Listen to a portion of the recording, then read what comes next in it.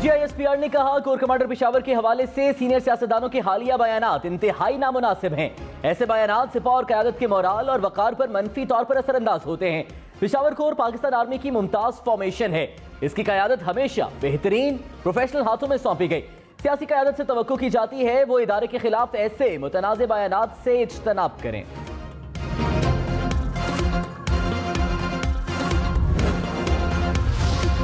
DGISPR ने कहा बार बार दरख्वास्त कर रहे हैं फौज को सियासत में मत घसीटें। पिछले चंद दिनों में तमाम सियासी जमातों की लीडरशिप ने मुसल्लह अफवाज की लीडरशिप के खिलाफ बयानात दिए। हमारी तमाम लीडरशिप का फोकस अपनी जिम्मेदारियों पर है। जल्द इलेक्शन का फैसला सियासतदानों ने करना है, फौज का कोई किरदार नहीं। जब भी फौज को किसी सियासी मामले में बुलाया गया तो मामला मुतनाज़ हो जाता है। इलेक्शन के दौरान सियासतदान फौज को सिक्योरिटी के लिए बुलाएंगे तो अपनी खिदमात पेश करेंगे।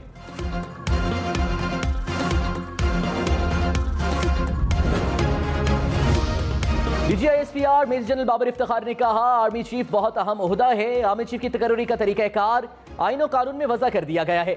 आईन और कानून के तहत ही तकर्री कर दी जाएगी। बिला वजह इस ओहदे पर बहस करना मुतनासिब बनाने वाली बात है।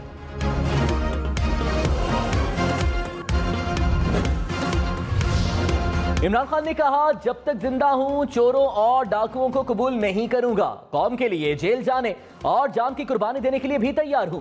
थ्री स्टूजेस ने अमेरिका के साथ मिलकर साजिश की। जो लोग साजिश रोक सकते थे उन्हें बताया, लेकिन अफसोस है वो कुछ न कर सके। ये वक्त हमारी हकीकी आजादी की जंग का है। कोई इनके खिलाफ खड़ा नहीं होगा। ये खुलकर चोरी करेंगे और मुल्क को लूटेंगे। इंतखाबात के ऐलान तक हमारी तहरीक जारी रहेगी।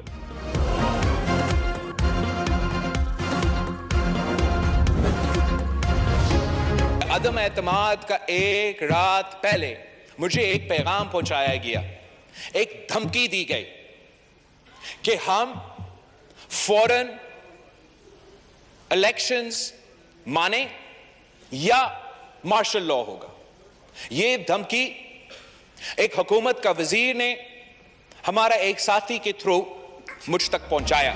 बिलावल भुट्टो ने कहा तहरीक एतमाद से कबल धमकी मिली कि फौरी इंतखाबात की बात माने वरना मार्शल लॉ लगेगा। धमकी हुकूमती वजीर ने एक साथी के जरिए मुझ तक पहुंचाई। इनकी यह हिकमत अमली नाकाम रही। हमारे सारे इदारे, अदलिया और इस्टेब्लिशमेंट इनकी कोशिशों के बावजूद अपनी हुदूद में रहकर काम करते रहे। आज भी तहरीक इंसाफ की कोशिश है कि ऐसे गैर जिम्मेदाराना हमले करते रहें।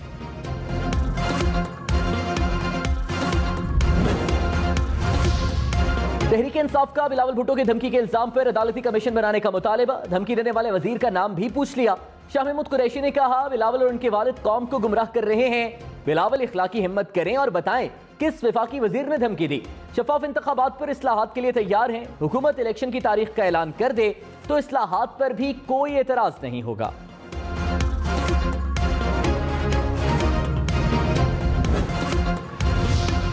मुल्क की हालात पर लंदन में एक और बैठक। नवाज शरीफ की ज़ेर सदारत इजलास में वज़ीर आज़म शहबाज शरीफ और वफाकी वज़रा शरीक इसहाक डार और मिफ्ता इस्माइल की मुआशी बहाली के इक़दामात पर ब्रीफिंग।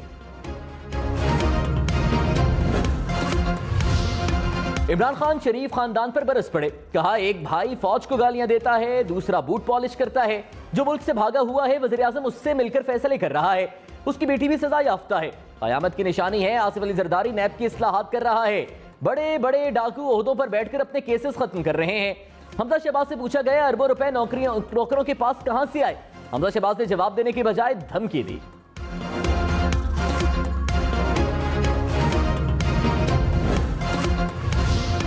मरीम नवाज ने भी मौजूदा सूरत हाल का वाहिद हल इलेक्शन करार दे दिया। कहा कलील मुद्दत की मखलूत हुकूमत बड़े फैसले नहीं कर सकती। इमरान खान की शक्ल में पाकिस्तान के खिलाफ सबसे बड़ी साजिश हुई। 4 साल का गंद 4 हफ्ते की हुकूमत पर नहीं डाला जा सकता। महंगाई का चूरन अब नहीं बिकेगा। इमरान खान सियासी शहीद नहीं बन सकते। ये उल्टे भी लटक जाएं तो इनका सियासी मुस्तकबिल खत्म है।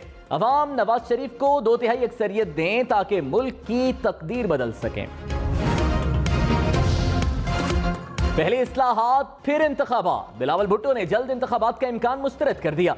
कहा तमाम गैर जमहूरी इंतखाबी इस्लाहात को खत्म करना होगा। सियासी इत्तफाक राय पैदा करना होगा ताकि जो खेल 2018 में खेला गया वो दोबारा न खेला जाए। एक कोड ऑफ कंडक्ट होना चाहिए कि मुल्क में सियासत कैसी होनी चाहिए। अगर ज़ाब्ता कार पर सियासी कुव्वतें इकट्ठी नहीं होंगी तो फिर अगला इलेक्शन खूनी होगा। जमहूरी रवैयों पर यकीन नहीं रखेंगे तो फिर तुम भी बंदूक उठाओ, मैं भी उठाता हूं। फवाद चौधरी ने बिलावल भुट्टो को रिजीम चेंज का मरकजी किरदार करार दे दिया। कहा हुकूमत 2 हफ्ते की मेहमान है। बिलावल ने 2 हफ्ते में जो करना है कर लें, फिर वहीं होंगे जहां पहले थे। इस्लाहात की बातें इलेक्शन में ताखीर का एक बहाना है। इलेक्शन की तरफ नहीं गए तो हालात संगीन हो जाएंगे। मुल्क को बचाने के लिए जिस हद तक जाना पड़ा जाएंगे। हुकूमत के किसी कमीशन का हिस्सा नहीं बनेंगे। विभागी वजीर एहसन इकबाल ने कहा पाकिस्तान में खाना जंगी की सूरत हाल पैदा की जा रही है। इमरान खान इदारों के खिलाफ मुनज़्ज़म मुहिम चला रहे हैं। मुल्क को बहरान से निकालने के लिए इक़दामात की जरूरत है। मुआशी सूरत हाल से संगीन दबाव और मुश्किलात का सामना है। तमाम फैसले इत्तेहादियों से मुशावरत से करेंगे।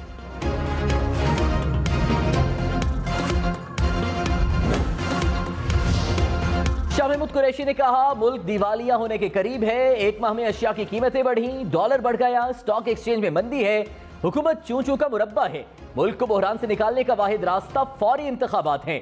शहबाज शरीफ तैयार हो जाओ, इमरान खान आ रहा है।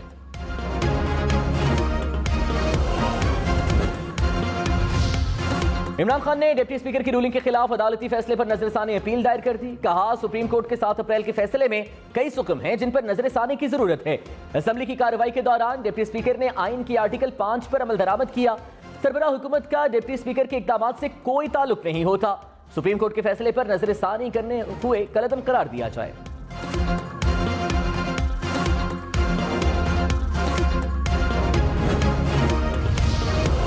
सदर आरिफ अलवी का मुबैना गैर मुल्की साजिश पर जुडिशल कमीशन बनाने का मुतालिबा। चीफ जस्टिस के नाम खत लिख दिया। कहा मुल्क में संगीन सियासी बहरान मंडला रहा है। अवाम में बड़ी सियासी तफरीक पैदा हो रही है। सूरत हाल मजीद बिगड़ने से रोकने की जरूरत है। तमाम इदारों का फर्ज है कि मुल्क को मजीद नुकसान से बचाने के लिए कोशिशें करें। जुडिशल कमीशन मुबैना साजिश की मुकम्मल तहकीकात करे। कमीशन की सरबराही चीफ जस्टिस खुद करें। डॉलर महंगा महंगा और महंगा। इंडियन बैंक पे डॉलर 192 रुपए तक पहुंच गया। कीमत पे 1 रुपए 98 पैसे इजाफा। 1 डॉलर 192 रुपए की बुलंद तरीन सतह पर पहुंच गया।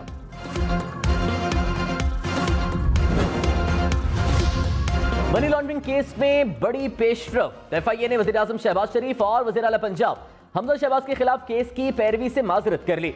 अदालत ने दरख्वास्त जमा करा दी। अदालत का ट्रायल जारी रखने का फैसला। शहबाज शरीफ और हमजा शहबाज को फर्द जुर्म के लिए 14 मई को तलब कर लिया। हर सूरत पेश होने का हुक्म।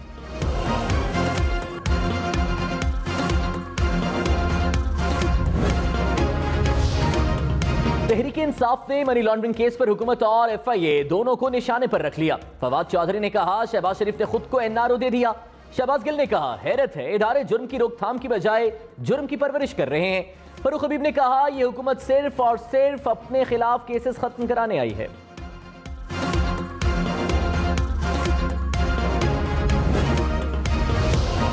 वज़ीर दाखिला राना सनाउल्लाह ने कहा चाहूं तो इमरान खान 20 बंदे भी इस्लामाबाद नहीं ला सकता। इमरान खान मुल्क में अनारकी फैलाना चाहते हैं। तमाम कानूनी तकाजे पूरे किए जाएंगे। जीरो टॉलरेंस की पॉलिसी होगी। जिसकी गिरफ्तारी बनती हुई उसे बिल्कुल गिरफ्तार करेंगे। लंदन इजलास में मईशत की बेहतरी और इमरान खान को एक्सपोज करने का फैसला हुआ है।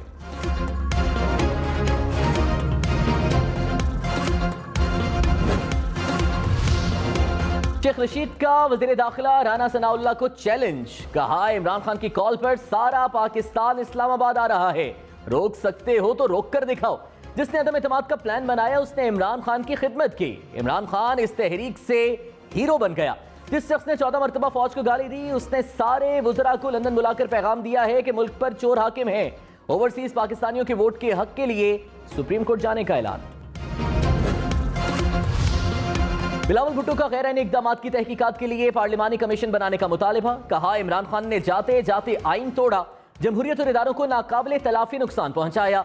साबिक वज़ीर आज़म समझते हैं कि वो मुकद्दस गाय हैं। कोई उनसे पूछे उनके और खातून अव्वल के दोस्तों की दौलत में इजाफा कैसे हुआ।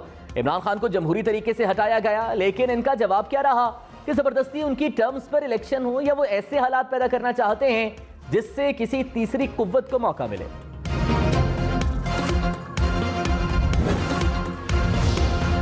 मरियम नवाज ने कहा फौज ने फैसला किया है वो आईनी हुदूद में रहकर काम करेगी तो खुशाइन बात है। इमरान खान फौज को आईनी दायरे में रहने से तकलीफ है क्योंकि उसे नकल करने की आदत है। इमरान खान इदारों को खतरनाक होने की खुली धमकियां देता है। इदारों को नोटिस लेना चाहिए। पाक फौज के सरबराह मुहतरम है। फौज का सरबराह ऐसा शख्स होना चाहिए जो हर किस्म के दाग से पाक हो।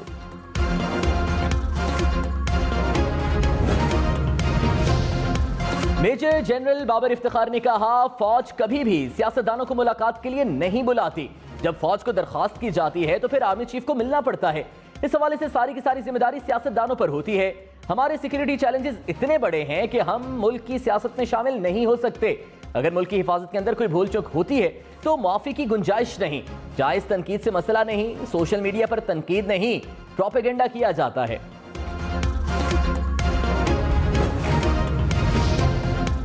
डीजीआईएसपीआर ने कहा, किसी को कोई शक नहीं होना चाहिए कि कोई फौज के अंदर तकसीम पैदा कर सकता है। पूरी फौज एक लड़ी में परोई हुई है। फौज अपने आर्मी चीफ की तरफ देखती है। हमारे जवानों को अपने आर्मी चीफ और कमांडर पर यकीन होता है।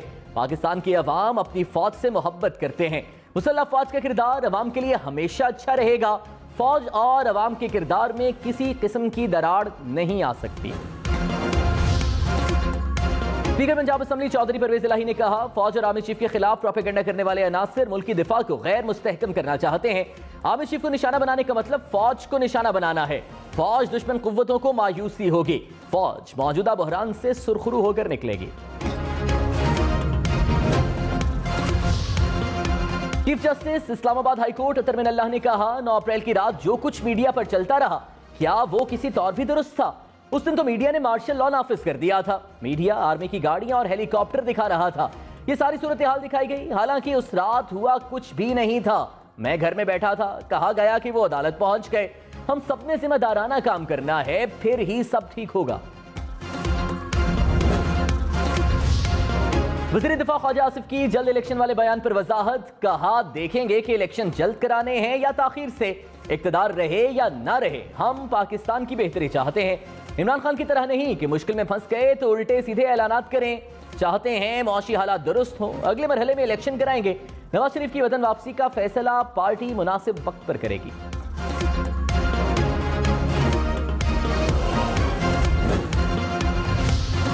कराची में पीपल्स पार्टी और एमक्यूएम के वफ्द की मुलाकात। ख्वाजा इजहारुल हसन ने कहा, कानून साजी और हल्का बंदियों के बायस इलेक्शन में ताखीर होगी। कानून साजी के बगैर इलेक्शन से शुकूक जन्म लेंगे। गवर्नर नवीद जमील ने कहा, एमक्यूएम पीपल्स पार्टी के साथ होने वाले मुआहिदों पर अमल दरामद के लिए पुरुमीद है। नासिर हुसैन शाह ने कहा, सिंध के मफाद के हर फैसले पर एमक्यूएम के साथ हैं।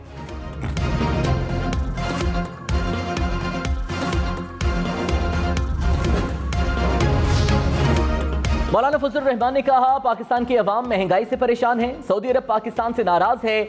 आलमी मालियाती इदारों के दबाव का तसलसल बरकरार है। इत्तेहादी हुकूमत तमाम फैसले मुशावरत से कर रही है। तरक्की की तरफ सफर आसान नहीं होता। चैलेंज ये नहीं है मुल्क डूब गया, चैलेंज ये है दोबारा कैसे उठाएंगे। कराची, लाहौर, इस्लामाबाद समेत मुल्क के बेशतर शहरों में लोड शेडिंग से अवाम परेशान। कराची में बिजली बंदिश का दौरान या 10 से 14 घंटे तक जा पहुंचा। हैदराबाद और मुल्तान में 10 से 12 घंटे लोड शेडिंग। लेस्को का शॉर्टफॉल 300 मेगावाट से तजावुज कर गया। कोयटा में भी 8 घंटे बिजली बंद रहने लगी। मुल्क भर में बिजली का मजमूई शॉर्टफॉल 4,500 मेगावाट तक पहुंच गया।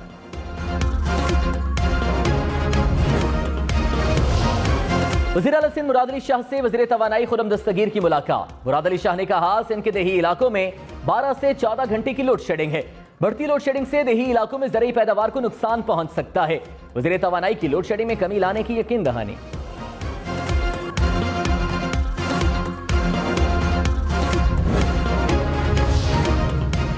रहनुमा तहरीक इंसाफ हमाद अजहर ने कहा, मईशत हर गुजरते दिन के साथ तबाही की तरफ जा रही है।